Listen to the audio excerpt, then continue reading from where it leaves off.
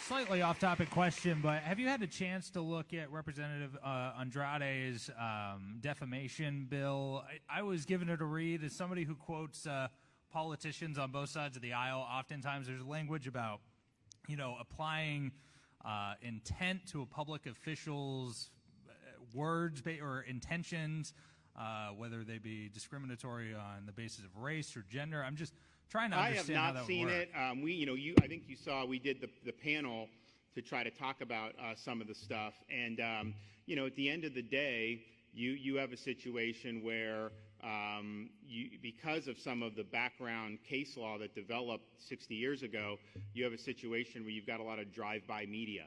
So they will basically smear somebody, put it out there, and then you will debunk it like the next day or whatever, but it's kind of already gotten out there, and there's no recourse effectively if you lie about somebody. And the government should not be involved in this regulating, because you can't regulate speech, but private parties being able to go and say, wait a minute, this was a false statement, you were reckless, or even negligent should be.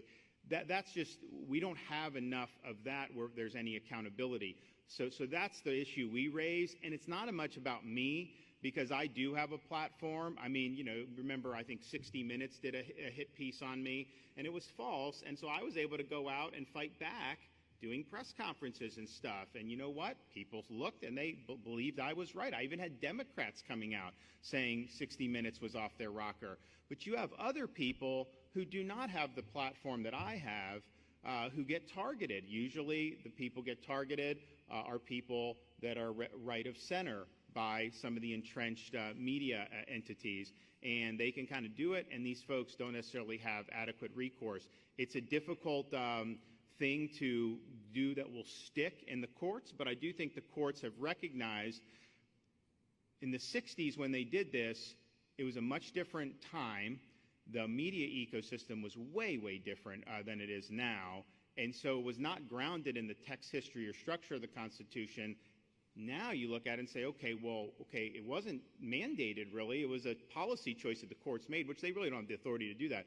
But how does that policy hold up now in this fragmented media ecosystem? And so I know they're working on doing things. I have not done or submitted anything personally, and I haven't reviewed anything personally. But these are things just going. For example, and we're going to do an event to really highlight a lot of this. And you've asked about it in the past, and I think have identified that's the flaw in some of this. But they've tried to create in Florida a narrative. It's basically a book ban hoax. It's a hoax what they're doing.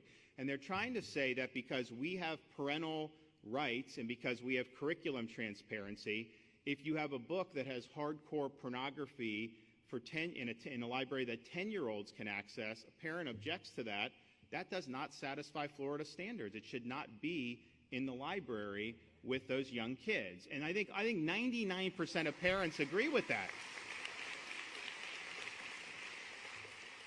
What you will see, and you had a person in Jacksonville say, take a picture of blank bookshelf, say, the state doesn't want any books in the library, and then it ends up going. And then you have lefty media that do it, and then they try to create a narrative.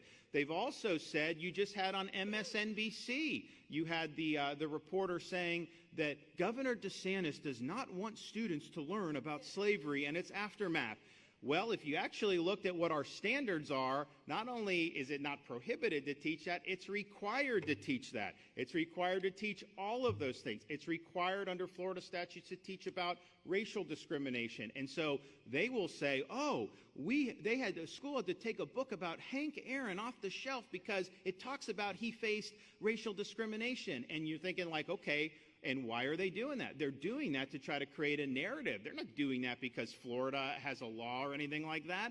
They know that's not in the law, but they're doing it because they know there's enough people in corporate media who will just take that and will run with that. So we've got all these examples cataloged of basically media lies to try to do the hoax. A lot of this has been debunked. The Jacksonville person got fired. There's a teacher in Central Florida that was doing really inappropriate things in terms of what they were putting out online. So that's gone. And so at the end of the day in Florida, if it's explicit and pornographic, parents have the right to object, and it should be taken off.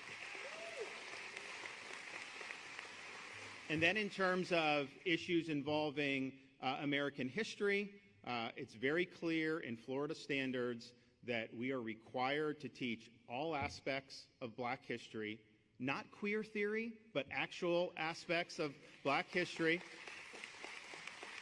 including MSNBC, slavery and its aftermath, and including and required also to teach about the discrimination. So that is in the law. And so when they're trying to say they have to take a Roberto Clemente book or something like that, they are lying to you. And it's one thing for a stooge who's a partisan apparatchik that may be in like a teacher union to try to do this, but to have corporate media not immediately shoot that down, because all you have to do is look up our standards. Very easy to do. And so it's really just a reckless disregard for what the truth actually is. And the good news about it is, I think because of the lack of guardrails on some of this stuff in terms of being able to do private suits, the standard has gotten lower and lower.